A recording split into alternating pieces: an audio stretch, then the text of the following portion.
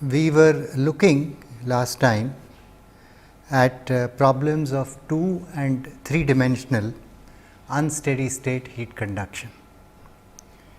Before that, we had looked at 1 dimensional unsteady state processes in an infinite cylinder, for which I had given you a solution, a series solution and a solution in the form of charts and how to use them. And then I had mentioned that the same type of solution is available for a long solid cylinder as well as for a solid sphere. And then we had started discussing 2 and 3 dimensional unsteady state heat conduction. And I said, suppose we have a long rectangular bar like this and of dimensions 2a and 2b, and initially this bar is at a temperature, initially it is at a temperature T 0, it is immersed at time t equal to 0 in surroundings at a temperature T f. There is a surface heat transfer coefficient on all faces h. Then obviously, the temperature is going to be a function of x, y and time. We would like to solve for this temperature distribution. So, we will formulate the problem like we did for the 1 dimensional unsteady state. Let us formulate the problem. That means, let us put down the differential equation, the boundary conditions and the initial condition for this problem. First of all, the differential equation for this problem, go back to the general differential equation and take t as a function of x, y and time, eliminate the heat generation term, take k equal to constant, and you will get the differential equation straight away as d2 theta dx squared plus d2 theta dy squared is equal to 1 upon alpha dt dt. That is the differential equation you will get, d theta dt, sorry, not dt dt, d theta dt. All right. Now, I am putting the differential equation straight away in terms of theta, because I am defining theta in the same way, theta is equal to T minus T f, like we did earlier, T f being the surrounding temperature. Okay. So, what is the initial condition?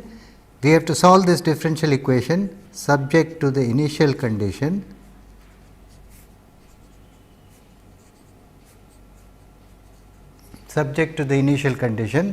at time t equal to 0, t is equal to T 0 or theta is equal to T 0 minus T f, which is nothing but theta 0.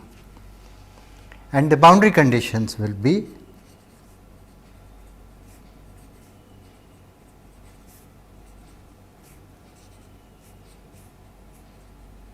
as follows. Now, while putting down boundary conditions, let us make use of the symmetry of the problem. That means, let me go back to the sketch which I had of the bar. We have a choice. We can either put down boundary conditions at x equal to a, y equal to x equal to minus a, y equal to b, y equal to minus b, or recognizing that there is symmetry in this problem, we say let us solve the problem only in the positive quadrant, in which case we will put down the boundary conditions at x equal to a, x equal to 0, y equal to b and y equal to 0. That is what we will do. Right? If you recognize symmetry, you need to solve only in the positive quadrant. So, we will put down boundary conditions at the 4 edges of this positive quadrant. And what will they be? The boundary conditions would be at x equal to 0, d theta dx at x equal to 0 has to be 0, symmetry requires that. D theta dy at y equal to 0 also must be equal to 0, symmetry requires that. And then at the two faces x equal to a we will get minus k d theta dx at x is equal to a is equal to h times theta at x is equal to a, and at y equal to b we will get minus k d theta dy at y equal to b is equal to h into theta at y is equal to b. All right. This is the full formulation of the problem. The differential equation, the initial condition and the boundary conditions in the positive quadrant, making use of symmetry at x equal to 0 and y equal to 0. Now, this problem has been solved also. This differential equation subject to this initial condition and the given boundary conditions has also been solved, and the solution very neatly enough comes out to be of the following form. Now, we are not solving the problem ourselves. I am just going to give you the solution which has been obtained. The solution which has been obtained is as follows. It has been shown that the solution to the problem is given by theta by theta naught, the same way that we had for the one dimensional situation, is equal to theta by theta naught x multiplied by theta naught y. This is what we call as a product solution, a product type solution. And the quantities theta by theta naught x mean theta by theta naught with the subscript x stands for, it is the solution theta by theta naught x is the solution for the dimensionless temperature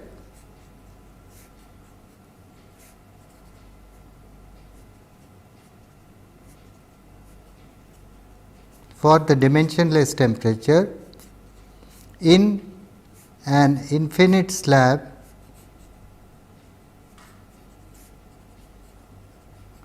of width 2a. That is what it is, which we have already with us.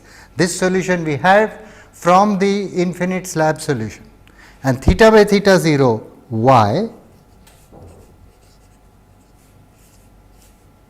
is the same thing, is the same solution, is the solution for the dimensionless temperature in an infinite slab of width 2b.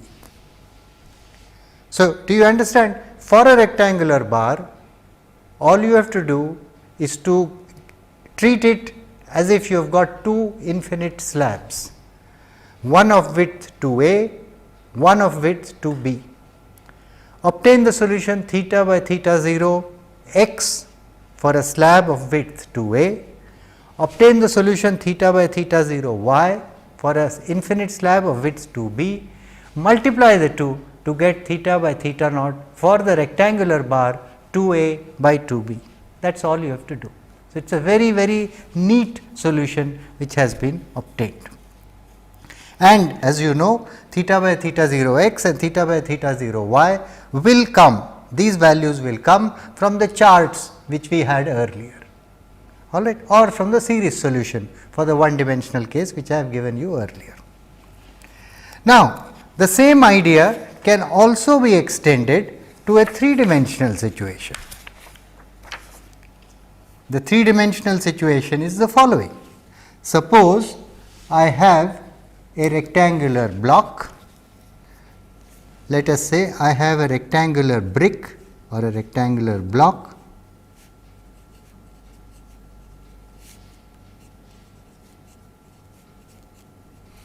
of dimensions 2a by 2b by 2c, a rectangular brick or a block of this size. It is initially at a uniform temperature T naught. I put it in surroundings at a temperature T f. The heat transfer coefficient on all the 6 faces of this block is h.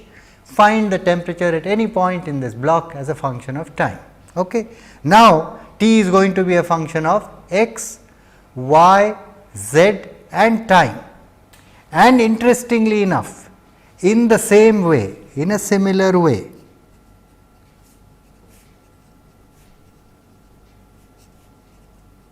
in a similar way,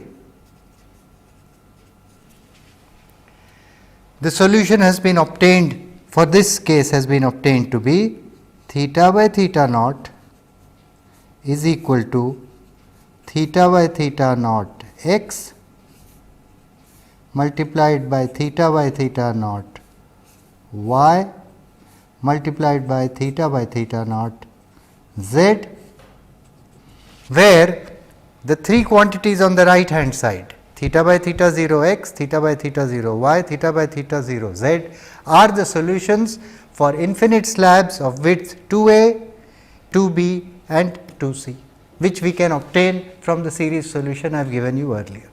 So, it is a very straightforward job to use these product solutions for one for the rectangular bar, a long rectangular bar, and secondly for a rectangular block of 2a by 2b by 2c. All right, now we have come to the end of what we wanted to do with unsteady state conduction. We have done one dimensional unsteady state in an infinite slab, we have done one dimensional unsteady state in an infinite solid cylinder.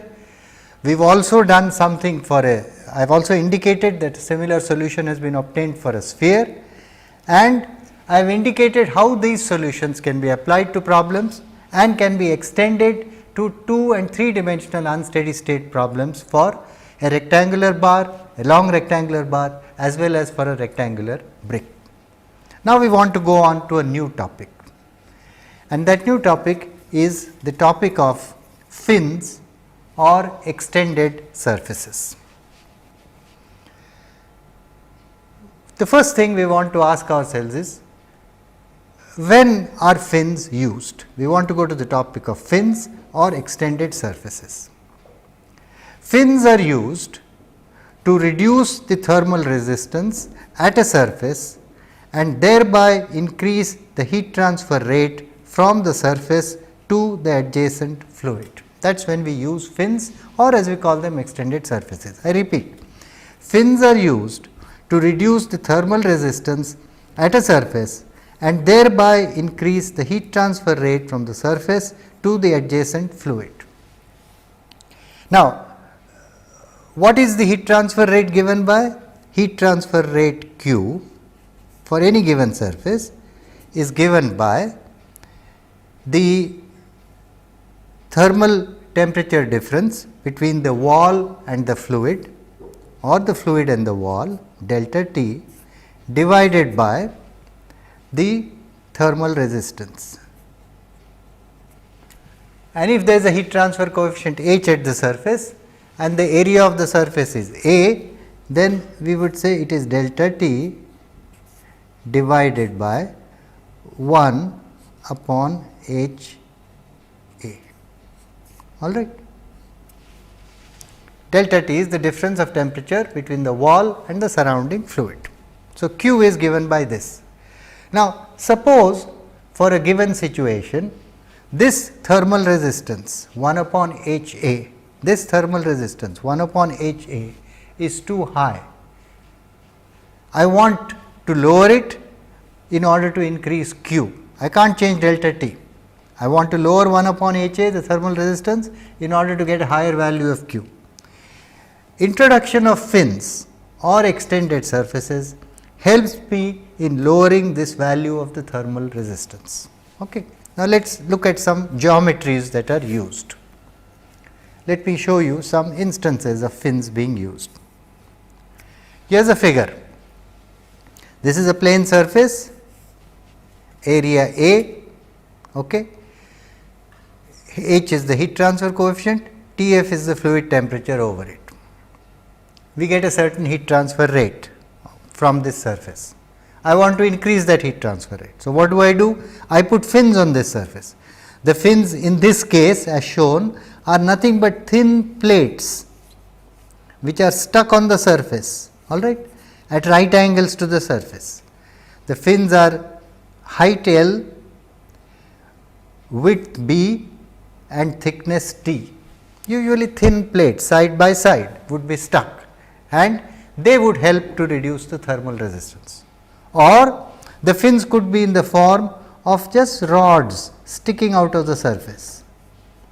These would, if they are thin rods, thin relative to the length L, they would be like pins. So, we call them as pin fins typically, all right.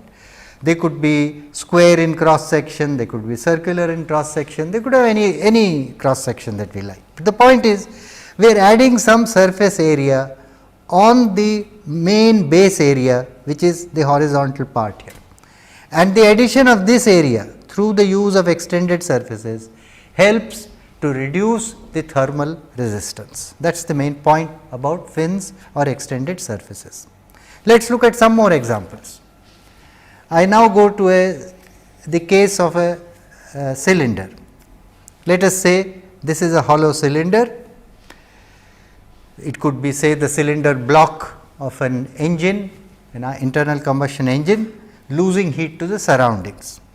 In order to reduce the thermal resistance at the outer surface and therefore increase the heat transfer rate, we put circumferential fins, and the ones that are shown here are circumferential fins with a rectangular cross section around this cylinder.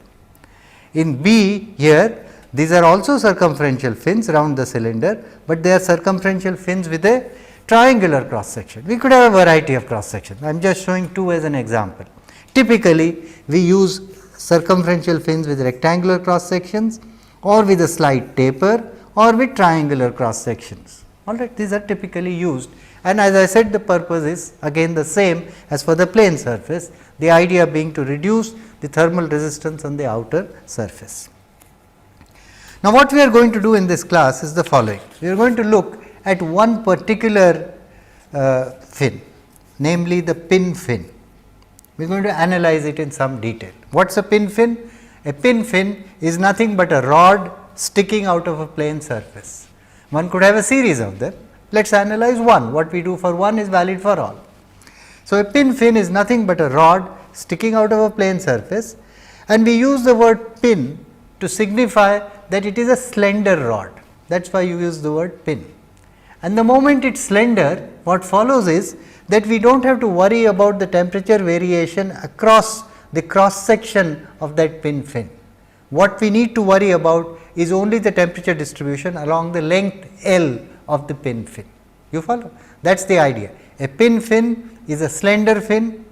Because of its slenderness, there is negligible variation of temperature across the cross section. The only worthwhile variation, which is worth analyzing, is the variation along the length L. So, let us look at such a pin fin. This is a pin fin here now.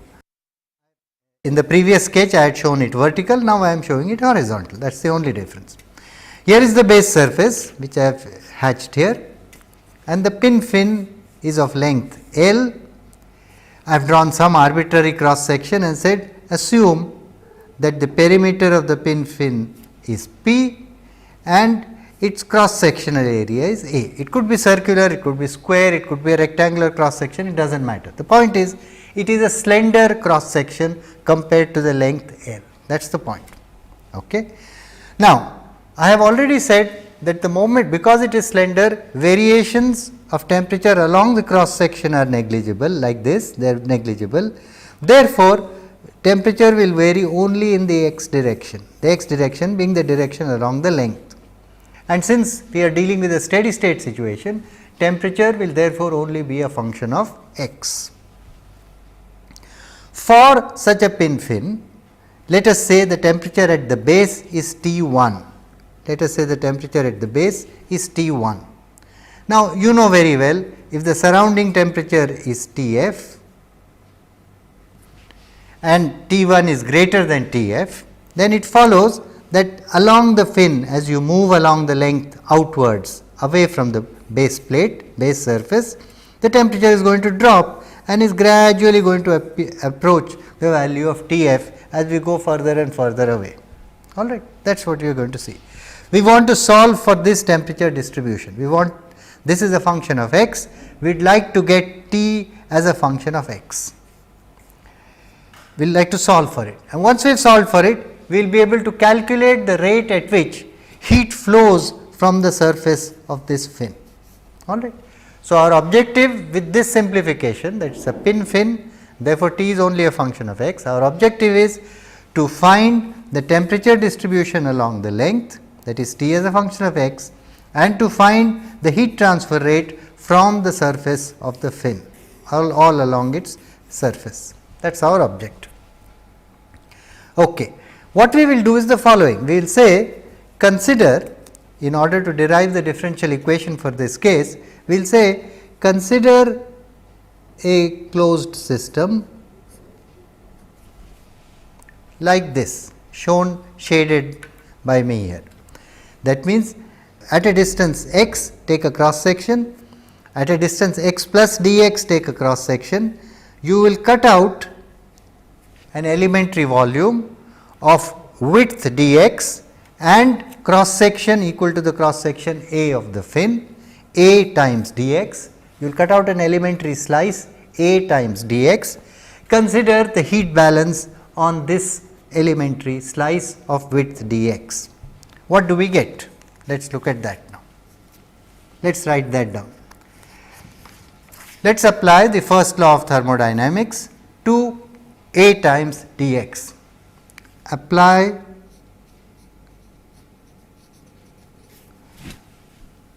first law of thermodynamics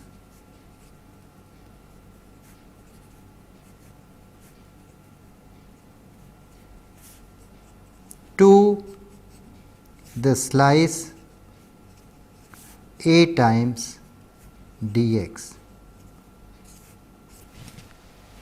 Okay. Now, let me go back to the sketch here again for a moment. Notice I have drawn 3 arrows here.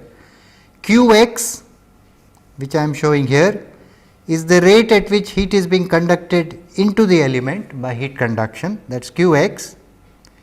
Qx plus dx is the rate at which heat is being conducted out of the element by heat conduction, and we also need to consider the heat flowing by convection from the surface of the slice, and that is H, the heat transfer coefficient, into the surface area P times dx, where P is the perimeter, into the temperature difference T minus Tf. So, this is the heat being lost by convection from the surface of the elementary slice. So, what do we have now? Let us put down expressions for these quantities. The first law says Qx is the heat flowing in by conduction, that must be equal to the heat flowing out by conduction plus the heat being lost by convection from the surface, and that is H P dx, which is the area, into T minus Tf. That is the convective heat loss from the surface. Now, from Fourier's law, Qx is nothing but minus K A dt dx, and that is equal to Qx plus dx is minus K A dt dx. If I move a distance dx in the positive x direction, I will get d2t dx squared multiplied by the distance I move dx, that is the increment on dt dx, plus h p dx t minus tf. Okay. And on simplification, you can see the dt dx term is going to cancel, this is going to cancel with this. So, on simplification I will get d2t dx squared minus hp by ka is equal into t minus tf is equal to 0. That is the differential equation I am going to get for this case. As usual, I will again define theta as being the excess temperature above the ambient temperature, theta equal to T minus Tf. Let us define that, and if we do that, we will get, on simplification, we are going to get the differential equation in terms of theta as, we get the differential equation in terms of theta as d2 theta dx squared minus hp by ka theta equal to 0. That is our differential equation. It is a second order linear differential equation, very simple to solve. What are the boundary conditions under which we will solve it? We will need two boundary conditions. So, the two boundary conditions would be one at x equal to 0, one at x equal to L. At x equal to 0, t is equal to t1. So, theta is equal to theta 1, straightforward. At x equal to L, we have a variety of boundary conditions to choose from, but let us choose a boundary condition which is usually adopted, and that is the following. We will say, I have already said the pin fin is fairly slender and long relative to its cross sectional dimensions. Therefore, by the time you reach almost the fin tip, the heat flowing out at the edge, right here, which I am showing again, I am showing the sketch of the fin again, the heat flowing out at the edge right here from this face, this is likely to be extremely small, what I have shown by the red arrow just now. And if it is small, let me assume that it is 0. If it is 0, it follows from Fourier's law of heat conduction that d theta dx at x equal to L must be equal to 0. So, we make the reasonable assumption that the heat loss from the fin tip is negligible, and therefore, at x equal to L we will take d theta dx equal to 0. Okay. So, that is our second boundary condition that we will take. Solve this differential equation subject to these two boundary conditions. As I said, it is a very simple differential equation. The general solution of this differential equation is equal to theta is equal to C1 e to the power of mx plus C2 e to the power of mx minus mx, which all of you should know, where m is equal to square root of h p by Ka. Okay. It is a straightforward solution. Now, use the two boundary conditions to get the values of C1 and C2, and if you do that, we will get the solution to the problem to be for the temperature distribution. We will get the following temperature distribution. We get theta by theta 1, instead of putting the solution in the form e to the power mx and e to the power minus mx, we will use the hyperbolic cosine and we will get theta by theta 1 is equal to the hyperbolic cosine m L minus x divided by the hyperbolic cosine m L. That is what we will get for the temperature distribution. It is a very simple solution that we get, because it is a very simple differential equation, where as defined earlier m is nothing but the square root of h p by Ka.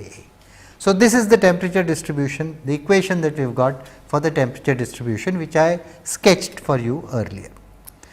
Once we have got the temperature distribution, we can solve for the rate of heat flow from the fin surface. That is what we are interested in, the second thing we are interested in.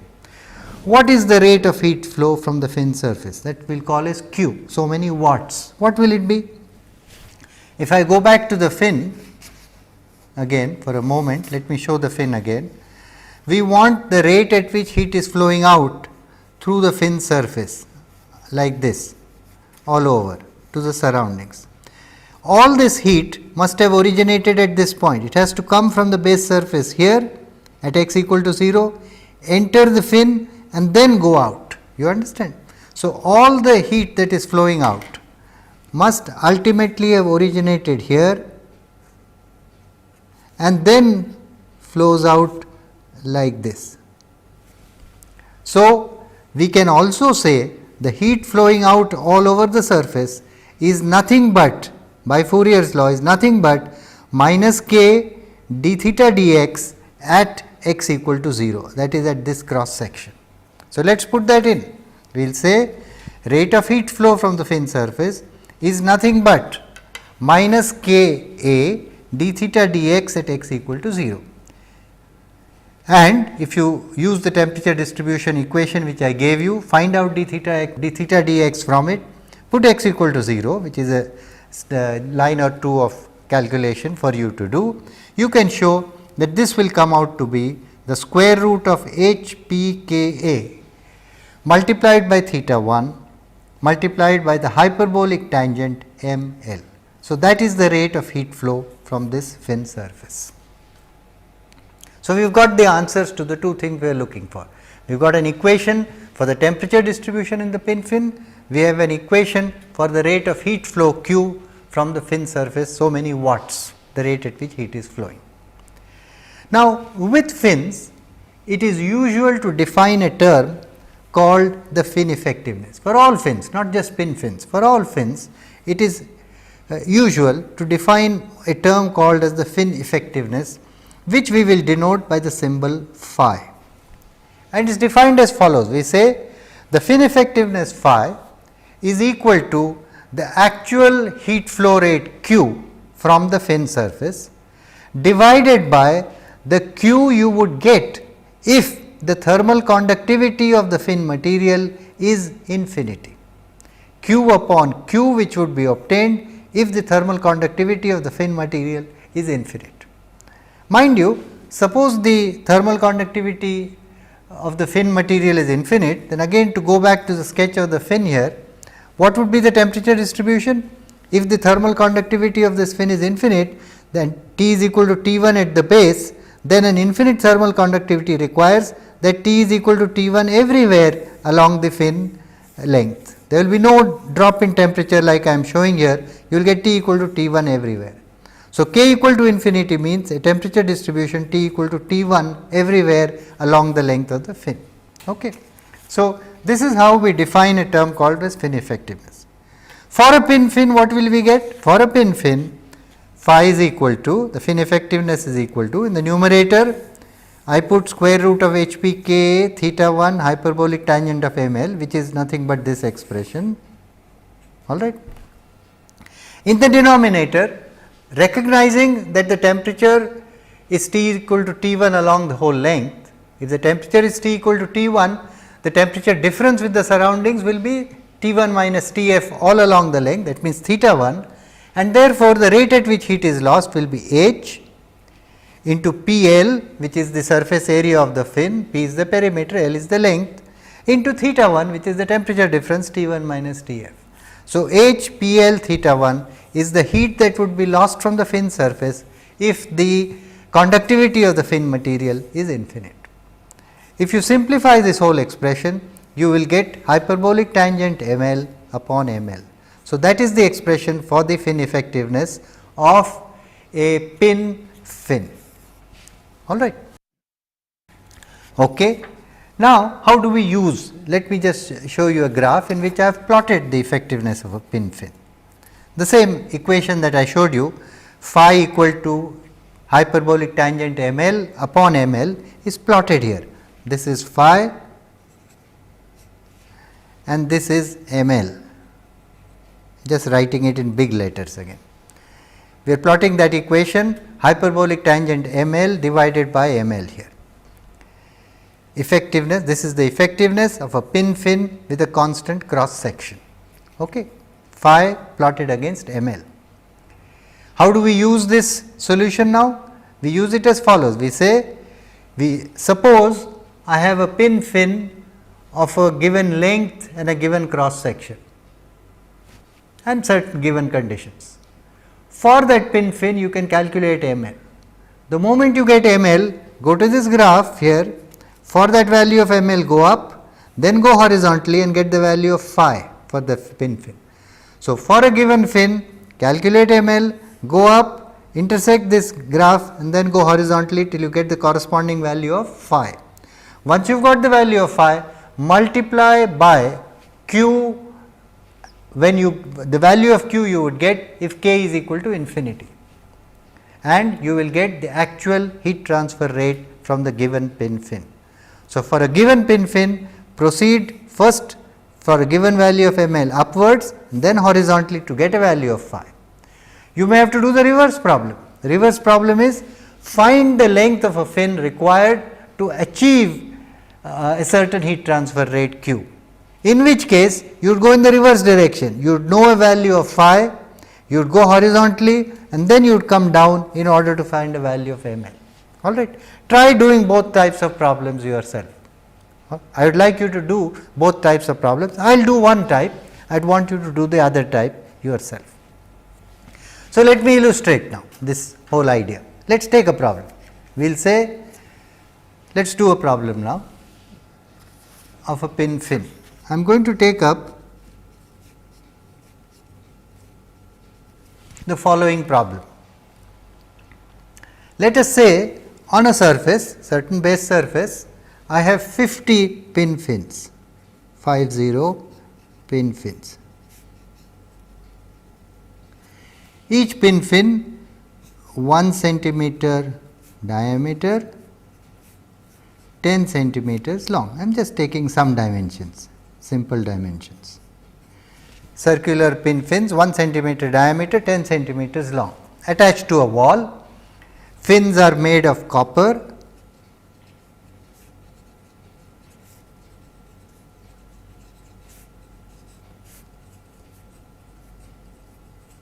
Fins are made of copper, K equal to 300 watts per meter Kelvin, high value of K because it is a metal and that too a fairly pure metal.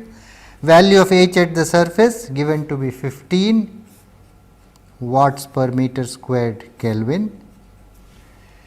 Calculate Q for the fins if the temperature at the base T1 is equal to 200 centigrade and the surrounding temperature Tf is equal to 30 degrees centigrade. This is just a straightforward substitution into what we have done. Alright. So, let us do that. Calculate Q for these 50 pin fins. Let us substitute the numbers now. First, let us get ml. ml in this case, ml is equal to square root of Hp by Ka to the power of half multiplied by L. So, that is equal to H is 15, P is pi into 0.01 divided by K is 300, A is the cross sectional area which is pi into 0.005 squared, pi r squared. Take the square root of this and multiply it by the length L which is 0.1 in meters. This comes out to be 0.447.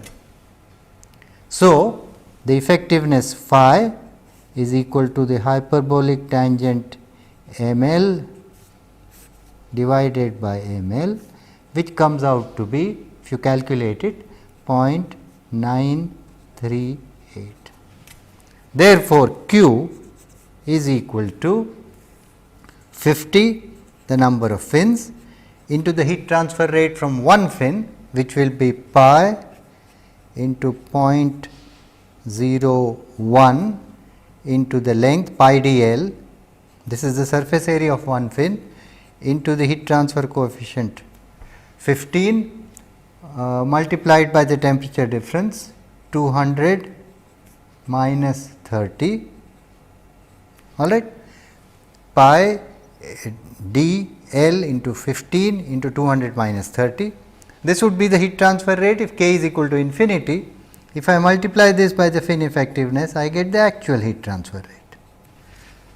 So, this comes out to be 50 into 7.514, which is equal to 375.7 watts. So, that is the answer. It is a straightforward substitution problem. Given 50 pin fins with certain data, find the value of Q which you would get for a given values of the temperature and the surrounding temperature and the temperature at the base. Now, we want to look at another problem. The problem which we want to consider next is the following. Consider that we are now doing one more problem of a pin fin. Suppose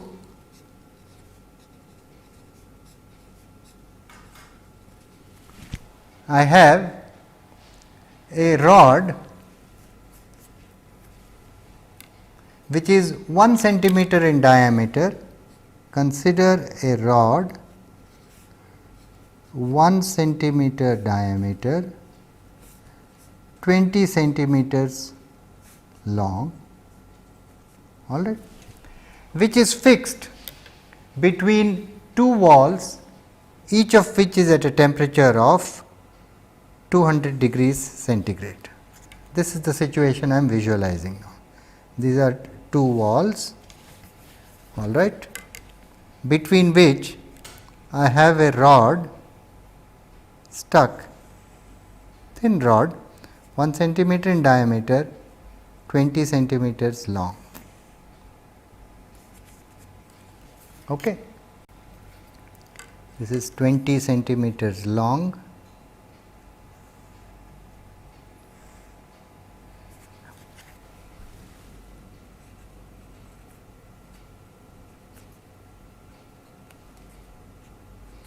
And it is stuck, it is fixed between two walls, and the walls are at temperature, both of them are at temperature of 200 degrees centigrade.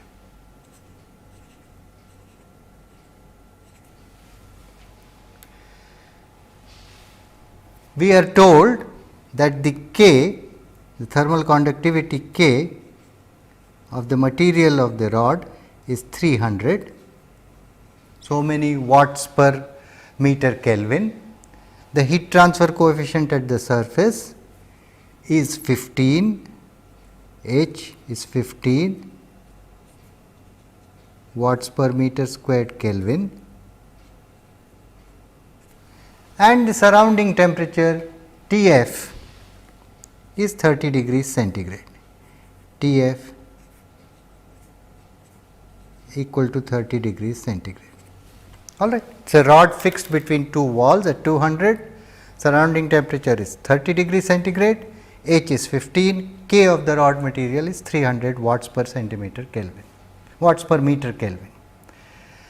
Now, what kind of temperature distribution will you get in this rod? If you were to sketch it, I think you will agree with me that you have got a symmetrical situation. So, you are going to get some kind of a temperature distribution which is going to be like this, going to go down, and then it is going to go up.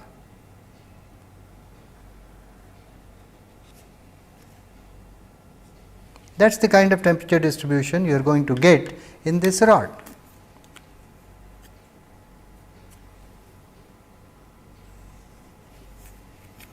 All right. The line drawn in red, temperature is going to go down and then going to go up again to 200. Starts at 200, goes down and then goes up. And at the center, that is as x equal to 10, at the center here, symmetry requires, at the center obviously, since everything is symmetrical on both sides, symmetry requires that d theta or dt dx be equal to 0. All right. So, once you recognize that this situation is one in which there is symmetry, what you have in effect, the situation that you have with this rod is in effect equivalent to two pin fins which are attached to each other. I would like to find out, by the way I should say that, what are we looking for? We want to know what is the heat transfer rate from this rod. Okay. So, recognize now straight away that in this case the situation is equivalent.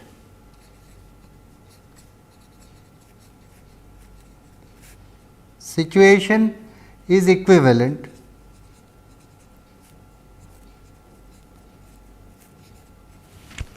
to two pin fins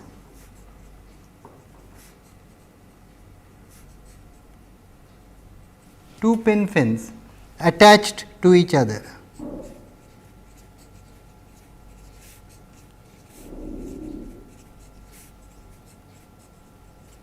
At x equal to L. That is what we have got. And therefore, if I ask now what is the Q for this, you will say straight away the Q for this situation is equal to 2 multiplied by the heat transfer rate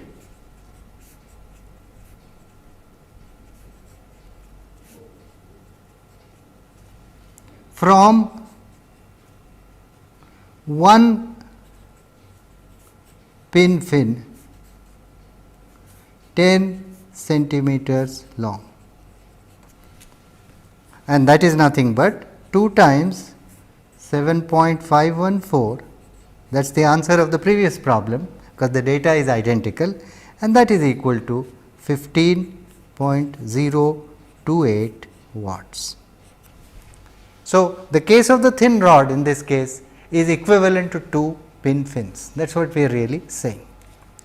Now, we have analyzed only the pin fin here, but keep in mind that there are solutions for a variety of pin fin configurations available in the literature, and in every case, almost in every case, after obtaining the temperature distribution, the solution finally is in the form of a fin effectiveness plotted against some geometric parameter of the fin. For instance, you recall when I started talking of pin fins, I referred to circumferential fins with rectangular cross section. You recall I showed this geometry and I said around cylinders we put circumferential fins like this. Now, for this case, this is a well analyzed case of a circumferential fin around a circular cylinder. For this case, the fin effectiveness phi, let me write this in bigger letters, the fin effectiveness phi is plotted against a parameter L square root of h divided by k y b, where y b is half the width of half the thickness of the circumferential fin. All right. This is a chart which is available in almost all the standard books, it is not something new, but keep in mind this is very similar to the chart which we got for the pin fin. And how would we use it? In the same way, given a certain circumferential fin with given dimensions xe, xb, yb, etc. Go to this chart, calculate the x axis parameter L into the square root of h upon k y b. Then from this, for the given value of xc by xb, go up vertically to the given value of xc by xb, go horizontally, get the value of phi, multiply this phi by the heat transfer rate you would get from the circumferential fin if it has an infinite thermal conductivity. So, in exactly the same way as a pin fin, you would use this chart in order to find the heat transfer rate from circumferential fins with rectangular cross sections. Such solutions are available for a variety of fin shapes. We have done here in the class only the pin fin, and I have shown you the chart for fins with rectangular cross section, but keep in mind such charts or equations are available for a variety of fin shapes. Now, we have come to the end of what we wanted to do in heat conduction. And let me just sum up what we did quickly. Let us sum up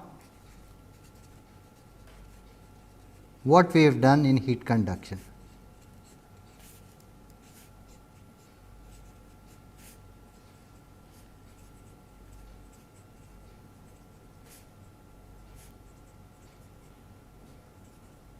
First of all, we started with one dimensional steady state situations, one dimensional steady state situations.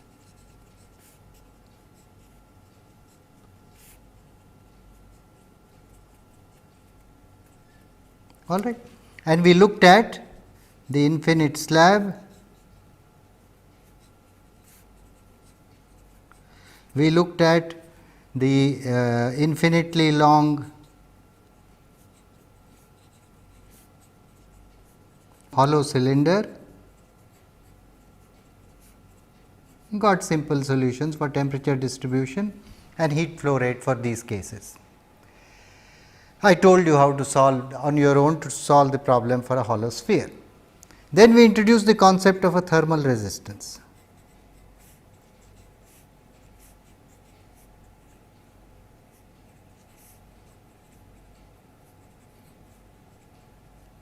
and we got expressions for the thermal resistance again of an infinite composite slab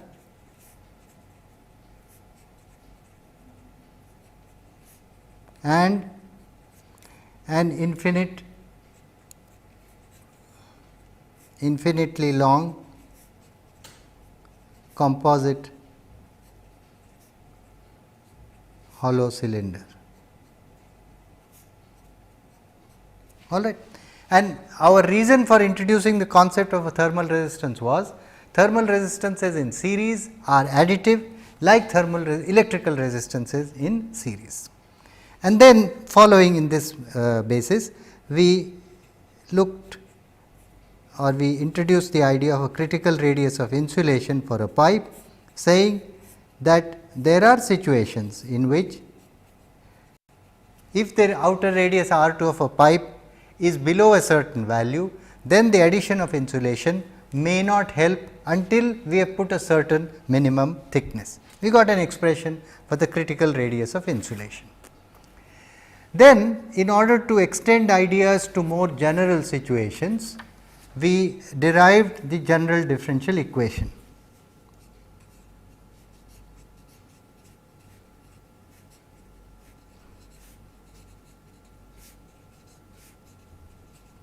We derived the general differential equation both in Cartesian coordinates and in cylindrical coordinates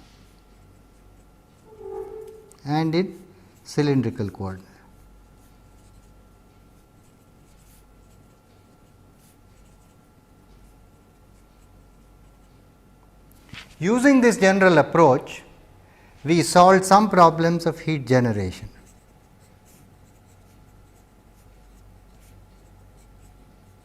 Some one dimensional problems, 1D problems of heat generation in a slab as well as in a cylinder.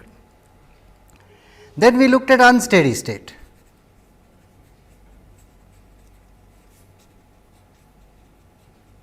Unsteady state heat conduction, and in this, first of all we said, suppose we neglect internal temperature gradients, negligible internal temperature gradients, then we have a situation in which T is only a function of time, a very simple situation which can be solved regardless of the shape of the object. But the moment you cannot neglect internal temperature gradients, then we have more complicated situations, internal temperature gradients not negligible,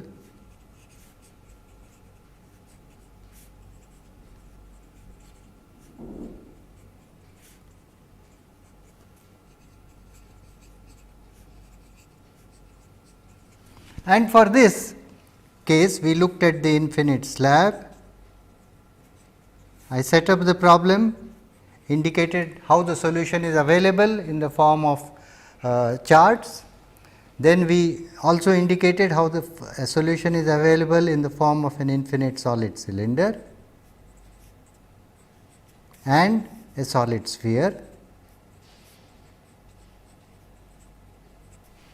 Then we look today at 2D and 3D problems, rectangular bar and a rectangular block, and indicated how a product type solution is available for them. And finally, we have looked at fins, and in particular we have looked in detail at the pin fin, derived an expression for the temperature distribution in the pin fin and the effectiveness of a pin fin. I have also indicated that there are charts available for the effectiveness of so many other geometries of fins. So, we have come to the end of what we want to do with conduction. Next time we will start with thermal radiation.